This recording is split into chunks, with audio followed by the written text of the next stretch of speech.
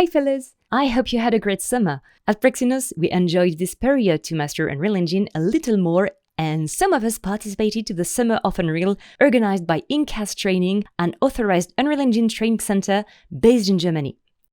It was the occasion for us and 300 other fellows to create a 15-second long sequence in Unreal Engine and experiment new styles and renderings.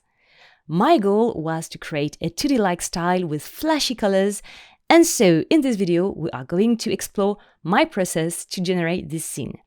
What assets were used, how I customized them, how I managed to do all of this in epos, and how I created a process to reach my goal. First of all, I needed to find the right assets to achieve my scene. I could not waste my time trying to model and rig something in Blender. I neither have the skill nor the time, and I did not want to go through the internet trying to find something nice and free on a suspicious website. Instead, I used the Unreal Engine Marketplace and I went to my vault because, like most people, I am used to take the free stuff given every month just in case it might be useful. And lucky me, I had exactly what I wanted.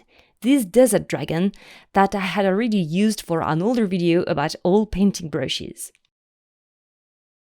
I also used the environment Dreamscape Nature Meadows to create a small landscape, and I downloaded the character Echo that was used on the great technical demo for Unreal Engine 5 2 years before its official release.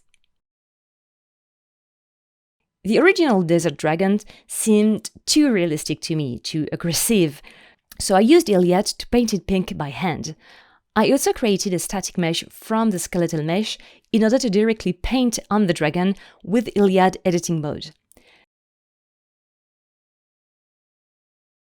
However, this mode can be tricky depending on your UV, as you can see, so I frequently switched between the 3D and the 2D viewport to fix errors.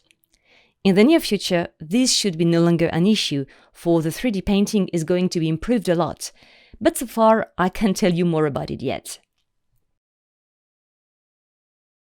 I mostly used the basic watercolor brush and the pen brush, and as you can see, I created many layers using various opacity levels and blending modes to get the look I wanted. I also edited Echo's texture, but it was more complicated as this character uses virtual textures exclusively, and sadly Iliad cannot paint on virtual texture yet. In fact, to edit her texture, I had to disable the option Virtual Texture in the panel texture details, proceed with the change, enable again the option Virtual Texture, save, and see the result on the character. This is definitely not the easiest way to edit a character's texture, and I don't know yet if it's going to be fixed. Well, because it was very complicated to change Echo's texture, I finally decided I would just change her face. Okay, she looks like a girl who really has a thing for makeup, but trust me, it was necessary to see her face from afar. To do so, I modified the original pen brush blueprint to use the node Symmetrical Stamp instead of Stamp, for it helped me to paint both sides of her face at the same time.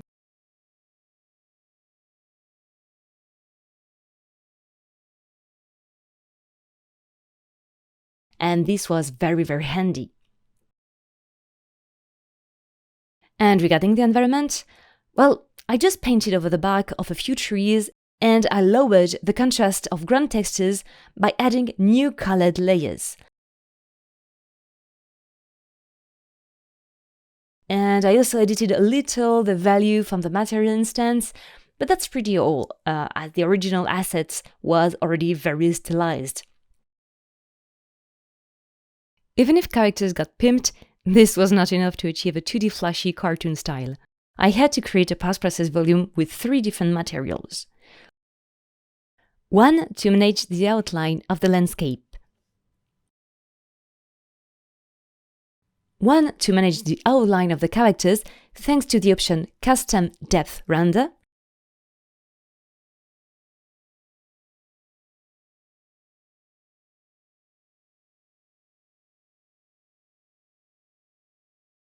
And one to manage highlights and shadows. Note, by the way, that this material will depend a lot on the directional light, which, in my case, had to be modified a little bit. Basically, I mostly based the three materials on this great tutorial, which I then customized a little bit in order to add a few painted textures, which were obviously done with Iliad. I used various brushes such as airbrush, shadow brush, and some from the painting brush pack, but I edited their blueprint first to replace the node stamp by the node looping stamp. This node allows you to automatically tile the stamp of your brush horizontally and vertically and prevent seams on the texture. Therefore, you can easily add nodes like panner and texture coordinates in the material since you're using a seamless texture drawn with a looping brush. However, using this past process affected the basic sky and clouds we got in every basic level in Unreal Engine, and to fix that, I had to combine Iliad and epos together. I really wanted to push the limits of epos or storyboard plugin just to see what it could achieve when it is used like the original sequencer to generate a final sequence and not just as a storyboarding animatic tool. So after creating a board sequence, I created a shot sequence with a playing actor and a camera actor, and since I could not use the basic sky in my scene because of the post process, I painted a gradient of blue on it, from light blue at the bottom to pitch blue at the top to emulate the atmosphere. Then the plane was moved very far from the camera thanks to the option plane distance, and then it was detached to remain at the same spot. Regarding the clouds, I could have created planes with epos and paid clouds on planes, but clouds would have been affected by the post-process outlines and hard lights and shadows. In the end, I created very thin cubes in the environment. I painted a few clouds on Iliad. Then I created decals material to apply on the cube.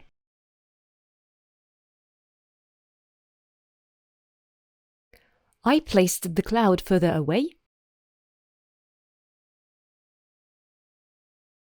Then I dragged and dropped them into the shot sequence and added a transform track to slowly move them from the right to the left.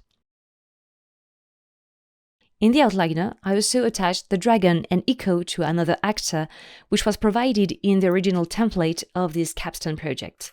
Then I dragged and dropped echo and her dragon in the shot sequence.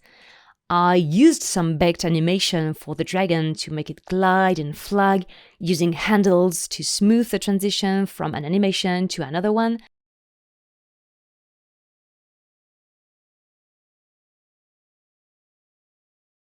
And later, I would also control the dragon's rig to add an additional mouth move.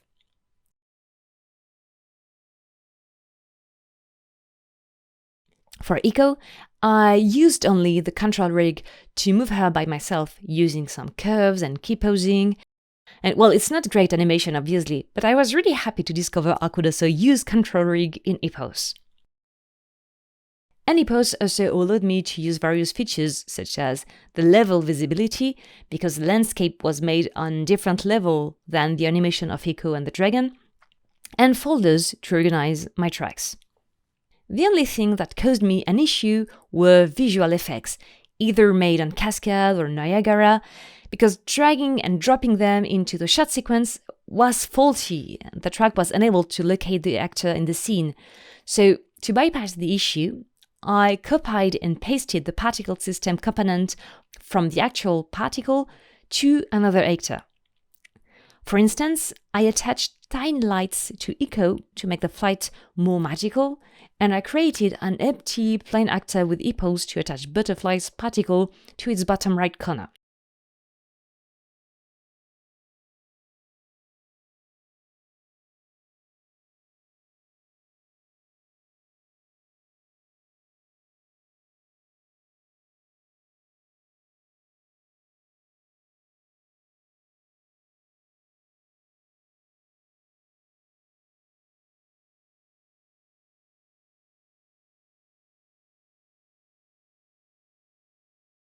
And by the way, the VFX pack used is Realistic Starter VFX Pack Volume 2.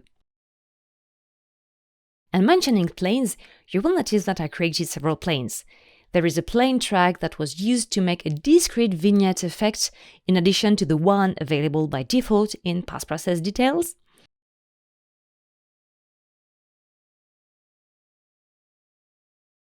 There are several planes named birds, and these birds were badly animated in 2D by myself. I actually created a single loop, then duplicated the loop, then I duplicated the track, changed the timing, and placed them differently in the environment using a transform track.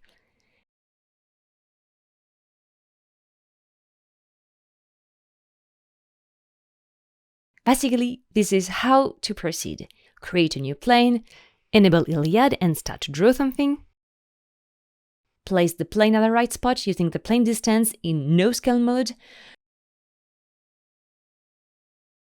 make several drawings and use the light table if necessary,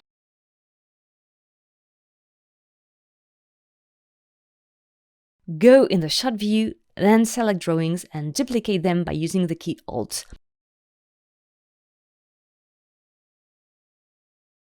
And add a transform track and create keys, then duplicate the whole track and adjust both drawings and transform keys.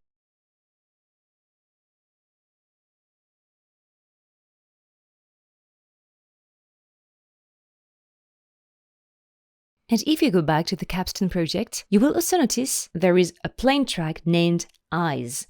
And to be honest with you, I used this track as a trick to emulate the blink of the dragon's eyes. Indeed, I could not find a way to do it in 3D. The dragon's eyes were not rigged with eyelids, and so it was just flying with widely opened eyes, which I found quite disturbing.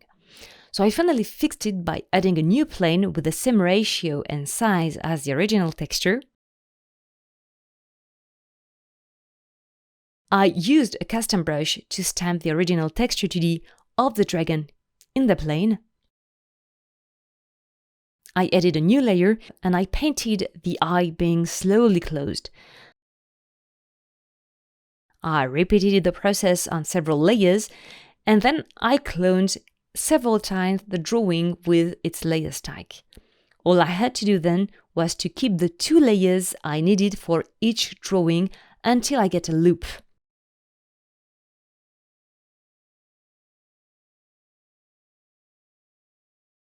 I had just then to copy the material switcher track and paste it on the dragon mesh track. So instead of using the original texture and material, it would use the ones with the closing eye. I just needed then to duplicate the keys to repeat the closing-opening loop in the sequence. Obviously, this trick only works if you only need the diffuse. If I had needed the normal or any other element from the material, it would have been required a little more work since the parent material is the same as the other drawings created through epos. Anyway, I am glad that for once 2D helped to do something that was not possible in 3D, and not the contrary, as it is usually the case. I am really proud of this trick, and I hope it can serve you for someday to fix a 3D animation. Last but not least, you must also pay attention on the fact I also changed the original plane material in epos.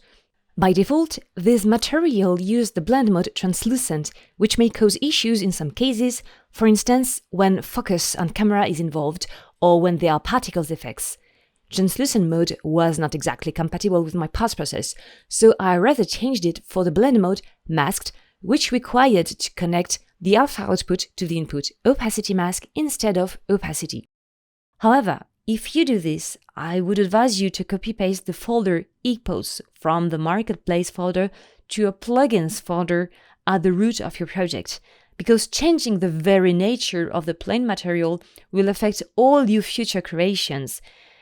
For instance, using the blend mode masked instead of translucent will affect the use of the light table, and opacity keys won't work. To be fair, rendering the scene was kind of a headache, and I'm really glad that I got helped by my mentor, Stefan Rube. When rendering the scene, I used the default Still Ultra provided by Unreal Engine, And rendering my sequence in 4K would take 7 bloody hours. And the result was not even pretty, for I would get glitchy lines, no particles at all, and Echo's hair and scarf were acting wild. So in the end, I disabled Echo's hair animation,